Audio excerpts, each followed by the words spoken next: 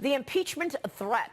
My next guest says Michael Cohen's plea deal is the latest ploy to remove President Trump from office. Joining me right now is Mark Penn. He is former senior advisor to the Clintons, president and managing partner of the Stagwell Group, and he is the author of Macro Trends Squared. Micro Trends Squared is the book.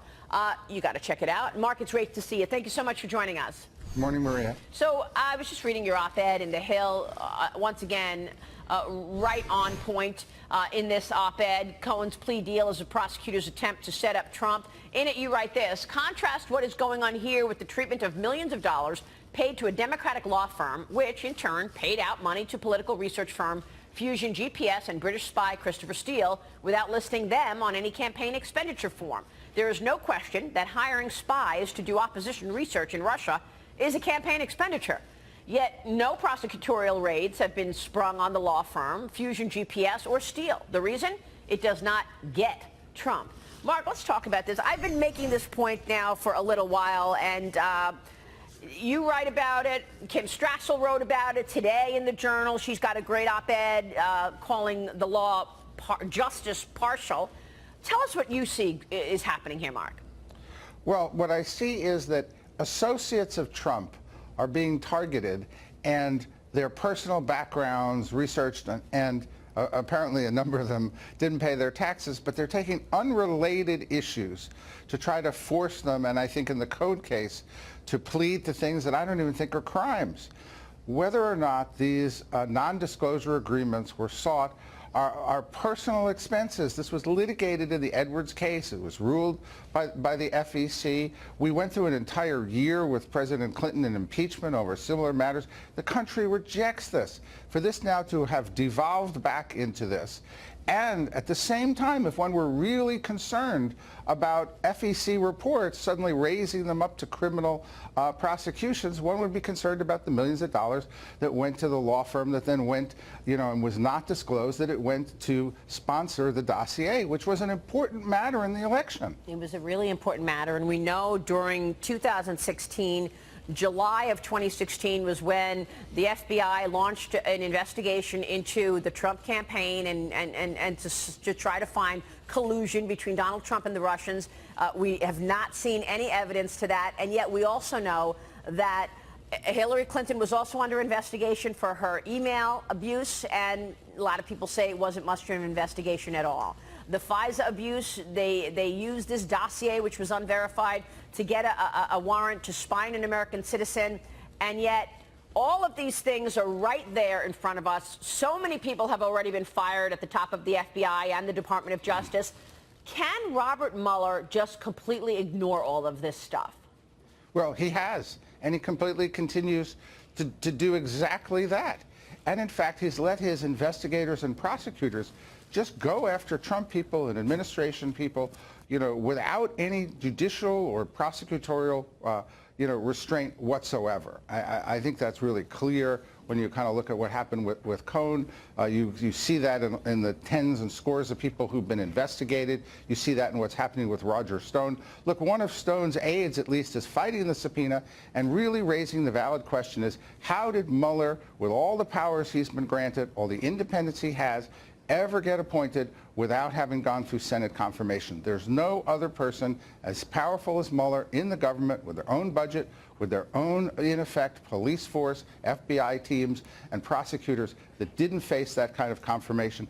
And that, I think, suit has a lot of merit. Didn't win in the district level, but it's going to go up all the way to the Supreme Court. It's just incredible, Mark. I mean, you have been a straight shooter, and you call balls and strikes. You used to work for the Clintons. So to hear you, you're a Democrat, but you call things out as you see them honestly. We want to see some honesty in these investigations. And that's why it's important to point these things out, but it's just gotten so political. Even the media, just like they've just thrown out their ideals and their values about what we hold so dear, that our freedoms, that you don't just launch an investigation when there's no evidence. You don't wiretap somebody for no reason because you don't like the guy.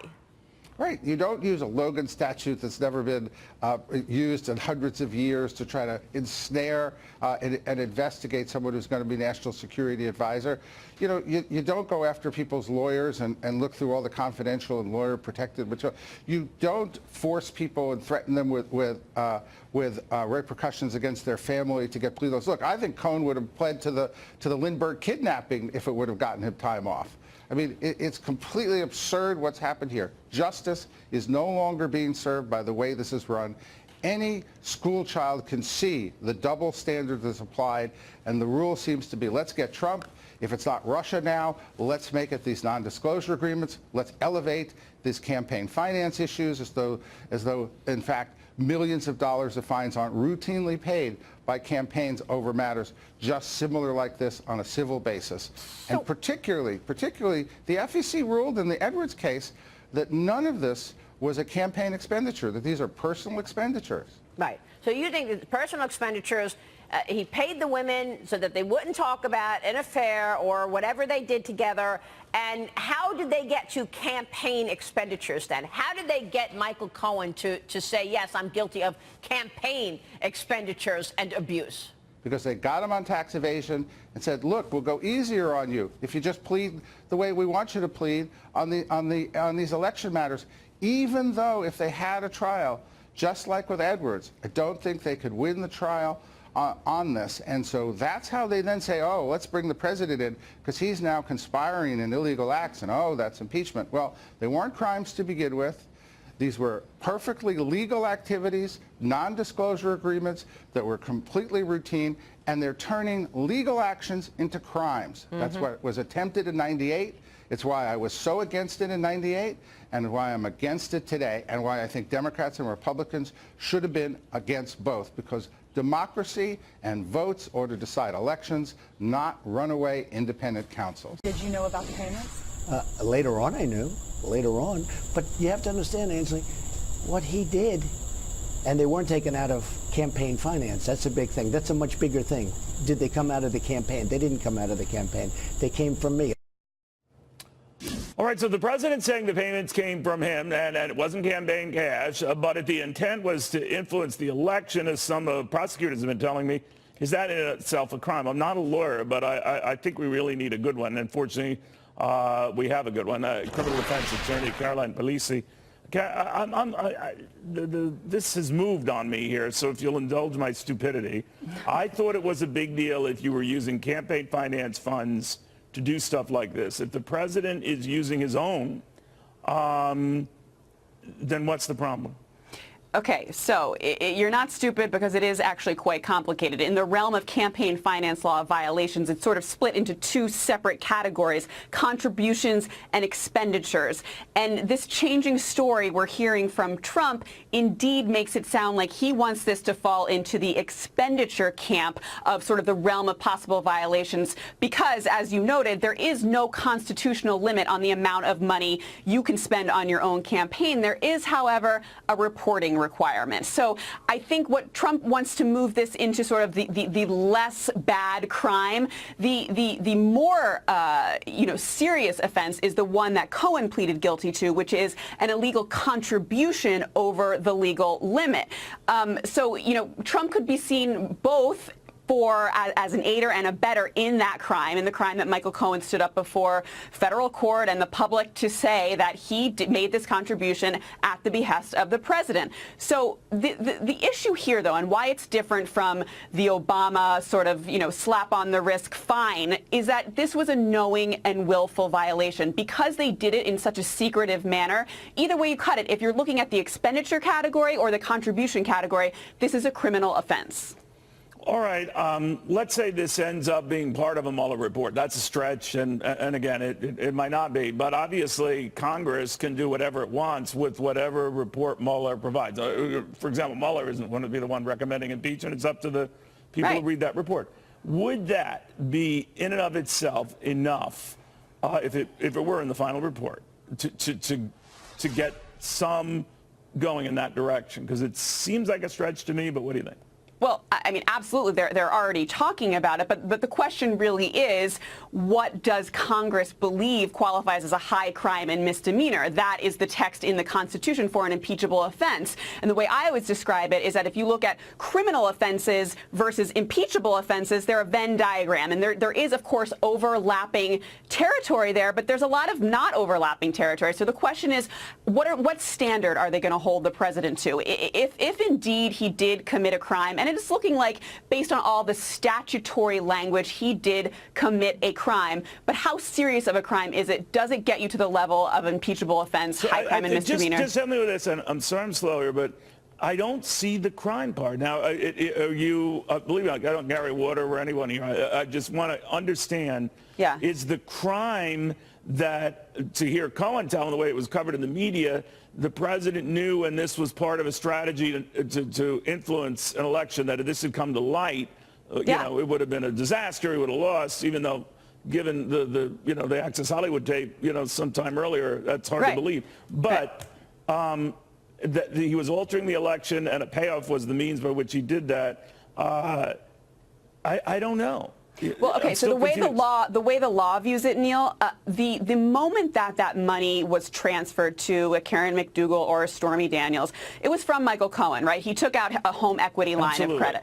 Now, who directed him to make that payment? Donald Trump, okay? So we're now in the realm of a campaign contribution. Trump directing, and it's not that different from the Dinesh D'Souza violation of straw man. Think of it like a straw man. He's funneling money, even if he did pay it back, to the campaign for the purpose of influencing the election, and doing it in a secretive way such that shows his consciousness of guilt. So absolutely, there's a crime. Consciousness of guilt isn't the same thing as, doing something that would materially affect an election or hiding something from the Federal Election Commission, right? I mean, this is not campaign funds touched again. Absolutely, and the fact that it wasn't campaign funds touched means nothing. He's confused. Again, what I think he's trying to do in the context of saying that he did reimburse it, he's trying to put this on him, saying, look, this was a campaign expenditure that I used out of my own pocket since I reimbursed Michael Cohen. And if you look at it that way, it is an expenditure, and the Supreme Court has ruled that there are no limits on your own expenditure for your own campaign. So he's trying to sort of spin that angle. But even so, Neil, even if you look at it from that context, there's a reporting requirement. He would have had to report that payment, which he did not. It's a crime. How would it have been reported?